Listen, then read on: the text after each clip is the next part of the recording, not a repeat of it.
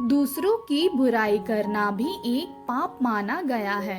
कुछ लोग अपनी चीजों को महत्व नहीं देते और दूसरों के सुख से ईर्ष्या करते हैं। जो लोग ये काम करते हैं वे अशांत रहते हैं। इस बुराई से बचने पर व्यक्ति कई परेशानियों से बच सकता है। इस संबंध में एक लोक कथा प्रचलित है। कथा के अनुसार पुराने समय में एक व्यक्ति हमेशा पड़ोसियों के सुख को देखकर जलता था। वो सभी की बुराइयां करता था। दूसरों की बुराई करने की आदत की वजह से वो हमेशा अशांत रहता था। एक दिन वो भगवान को कोस रहा था कि उसे सुख सुविधाएं क्यों नहीं दी। तभी भगवान उसके सामने प्रकट हुए। भगवान ने उससे कहा कि तुम क्या चाहते हो।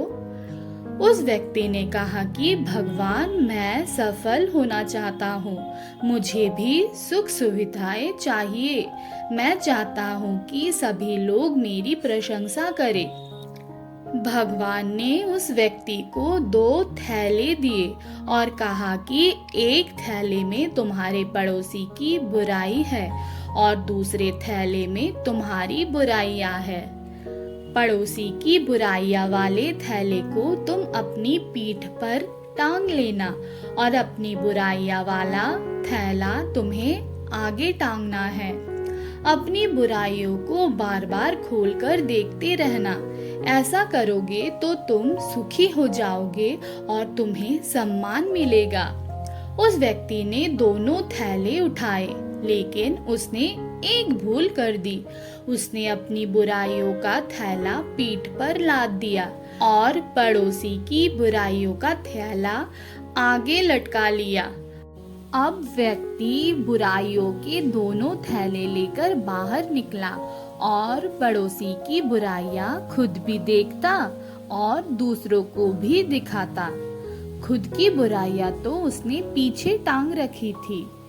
भगवान के वरदान का उल्टा असर होने लगा, क्योंकि भगवान ने जैसा उसे बताया था उसका उल्टा उस व्यक्ति ने कर दिया था। उसे दुख और अशांति मिलने लगी। वो व्यक्ति और ज्यादा परेशान रहने लगा। इस छोटे से प्रसंग में सुखी जीवन का महत्वपूर्ण सूत्र छिपा है। लोग अपनी बुराइयां तो पीठ पर टांग कर रखते हैं और दूसरों की बुराइयां आगे लटका लेते हैं। खुद की बुराइयां पीठ पर टंगी होती है, इस वजह से दिखाई नहीं देती। दूसरों की बुराइयां आगे रहती है तो खुद भी देखते हैं और दूसरों को भी दिखाते हैं। इसी वजह से जीवन अशांत रहता है। हमें खुद की बुराइयां देखनी चाहिए, उन्हें सुधारना चाहिए। दूसरों की बुराइयां नहीं, अच्छाइयां देखनी चाहिए। तभी जीवन में सुख शांति बढ़ सकती है।